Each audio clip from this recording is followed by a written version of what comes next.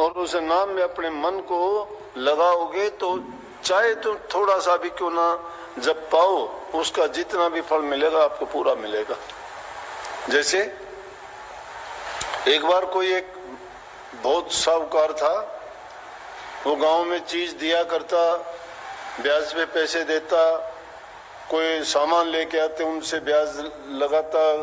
तो उन दिनों में ऐसे गरीबी के दिन थे, आज की तरह से संपन्न लोग नहीं थे। तो एक गांव में वो गया, जाके उसने उससे पैसे मांगे, उसका काफी जो मूल था उसका ब्याज हो गया था। वो बेचारा नहीं दे पाया, गरीब आदमी था, कहने लगा जी मैं नहीं दे सकता, मैं नहीं दे पाऊंगा आपको।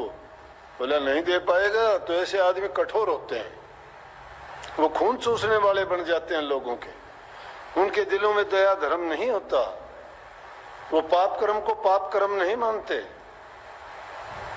वो निर्दयी हो जाते हैं। ऐसा निर्दयी हो गया कि उसका सारा सामान बांध लिया। अब वो बेचारा क्या करे?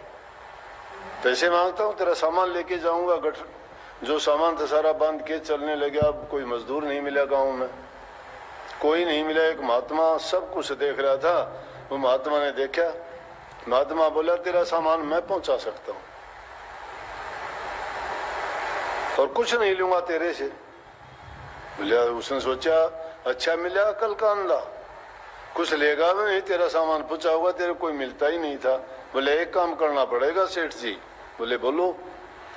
ने बोला या तो धर्म कर्म की, भक्ति की, प्रभु प्रेम की बात मैं बोलूंगा तो आपने सुनते जाना पड़ेगा, या आप मुझे सुनाते जाइए, मैं सुनता चलूंगा, और दूसरी बात कोई नहीं होगी, मैं आपका सामान पहुंचा दूंगा। बोला ठीक है। उसने सोचा कि ये तो और भी अच्छी बात, कुछ भी लगे भी नहीं गा, और ये तो बहुत मूर्ख मिले, अच्छा महात्मा मिले, तो लेके चल पड़े। सामान लेके गया, चलते चलते वो महात्मा जी से कहने लगे आप ही बताओ, मुझे तो नहीं पता। उसने सोची सामान भी लेके जाएगा, अच्छी बात बताएगा, तेरा रास्ता भी कट जाएगा, और बहुत अच्छा हो गया। महात्मा जी उसको अच्छी अच्छी बातें बताते रहे, नाम की महिमा, सत्संग की महिमा, महापुरुषों के जिक्र, प्रभु का गुणगान, क्योंकि प्रभु की तो कितनी लीला है, कितना बताओगे। अगर कहने वाला सुनने वाला हो, एक जर्रे जर्रे में, पत्ते पत्ते में, जीव जंतु में, पशु पक्षी में, सृष्टि की रचना में, ब्रह्मांड में जो देखते हो उसकी महिमा ही महिमा है। लेकिन हम बेचारे हैं, बेचारे बिना विचार के, कोई विचार ही नहीं करते, इतना टाइम ही नहीं है सोचने का किसने क्या कर रखा है। हम तो बस जिंदगी जीने के उसी में हैं कि जिंदगी जीते रहें, आराम से जीते रहें, अच्छा खाएं पिएं, अच्छे आराम से हमारी जिंदगी गुजरे, ऊपर पंखा चले, नीचे अच्छे बिस्तर हो, अच्छे कपड़े पहनने को मिले। नहीं, वो सोचने का अवसर नहीं है, ये सोचने का बहुत अवसर है। मैं ये पहनूंगा, ऐसा बदलूंगा, ऐसा नहाऊंगा, ये चीजें मुझे अच्छी लगती हैं, ये बुरी लगती हैं, उन चीजों में सारा जीवन बिता देते हैं। लेकिन ये कभी प्रभु का कौन जिक्र करे। अब लाला जी को भी वो बात अच्छी नहीं लगती, क्यों कभी सुनी ही नहीं थी। वो तो प्रभु का गुणगान करता गया, वो हुंकारे भरता गया, और देखते ही देखते जब मंजिल आगे कहने लगे भाई महात्मा जी आ गया मेरा गांव, मेरा ठिकाना, अब मेरा सामान रखो, और छुट्टी देना लेना कुछ था ही नहीं। उसने सोचा सेठ ने तो सारी बात सुन ली, कोई रिएक्शन नहीं दिया इसने, कोशिश बोलिया ही नहीं है तो, लेकिन इसको चेताना तो जरूर चाहिए। कहने लगे सेठ जी एक काम तो और करना। बोले कि हाँ। बोले कि कल को मौत भी आनी है। बोले अच्छा हाँ हाँ आएगी, वो तो सबको आती आएगी, यह बात तो समझता हूँ मैं, बहुत समझाया था रास्ते में भी। बोले लेकिन एक काम करियो, आगे जब जाओगे जहाँ पेशी पड़ेगी ना तेरी धर्मराज के, तो तेरे से पूछे तो तू याद कर लेना मुझे,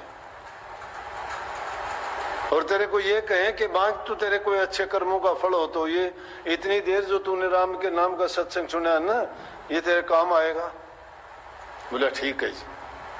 और कुछ दिन के बाद हुए, सेठ की मृत्यु तो होनी थी, कुछ वर्षों के बाद मरा जाके देखा यमराज के यहाँ पेशी पड़ी तो बोला देखो भाई इसका कोई शुभ कर्म है, देखा तो कहने लगे जी एक दिन इसने महात्मा का सत्संग सुना हो, तो पूछो इससे अपने उसका फल पहले लेना चाहता है या बाद में, और बहुत कुकर्म कर रखे उनकी सजा पहले दें या बाद में। तो महात्मा ने समझा रखा था कि फल पहले मांग लेना और मैं मिलूंगा वहां मेरे पास आ जाना, आगे की कार्रवाई आगे करेंगे। पूछा यमदूतों ने कि हाँ बोलो, आपने एक शुभ कर्म किया है मृत्यु मंडल में कि आपने एक महात्मा का सत्संग सुना है, बाकी तो जो कर्म कर रखे वो तो बहुत बुरे हैं। किसी से ब्याज लिया, किसी से धोखा किया, किसी से कपट की, किसी की निंदा की, किसी से झूठ बोला, बड़े धोखेबाजी की है, उनका फल तो तुझे बाद में मिलेगा, वो तो नरकों में जाना पड़ेगा, बहुत बड़े बड़े कष्ट होंगे। लेकिन महात्मा का जो संग किया उसका तेरे को अच्छा फल मिलने वाला है। बोले आप बता कौन सा पहले लेगा। तो महात्मा ने सुझा रखा था, कहने लगा मुझे महात्मा का जो सत्संग था उसका फल दे दो। बोले चलो, बोला वो वहां पे है, वहां भी देखा जाके तो सत्संग चल रहा। देख के हैरान हो गया कि ये महात्मा तो मृत्यु मंडल में भी यही थे, यहाँ भी ये हैं, संत दोनों जगह होते हैं। वहां सत्संग देखा और देखते ही सेठ से बोले आ गया। बोले हाँ जी आ गया। बोले वे काम कर गए। बोले हाँ। बोले मुड़ के ना देखिए दरवाजे की तरफ, बैठा सत्संग सुनता रहे आराम से, आराम से। अगर तुझे बाहर बिना निकल गया, अगर बाहर निकलेगा पकड़ के ले जाएंगे, जो कर्म कर रखे उनका भोग भोगना पड़ेगा। बोला मैं क्यों जाऊं था, चालाक तो था ये। महात्मा तो रहे और भी नजदीक आके बैठ गया कि कदे उठ के उठ आ जा लेने, बेरा पटे है उनका। लेकिन ये नहीं बेरा कि महापुरुषों के पास, संतों के पास जमदूत उनके जो जगह होती है उनके दरवाजे के अंदर भी प्रवेश नहीं कर सकते। हाँ आने जाने वाले जो होते हैं उनकी बुद्धि को भ्रष्ट जरूर कर देते हैं, क्योंकि उनको जो खुद नहीं आ सकते तो काल रूप बन के और उनकी बुद्धि पर बैठ के उनसे उल्टे पुल्टे काम करवा देते हैं। यमदूत बाहर खड़े खड़े कदे खांसे कदे खंगारे करें कि आजा झोली दें, देख के न और फिर मुंह फेर ले। जाके यमदूत कहने लगे जी वो तो महात्मा जी के पास जाके बैठ गया और अब जो है उसको बुलाते हैं तो आता ही नहीं। बोले भाई अब काबू नहीं है। संतों का जो जीव बन जाता है, संतों के पास जो चला जाता है वो अपने आप काबू का नहीं है, तो उसको तो भूल जाओ।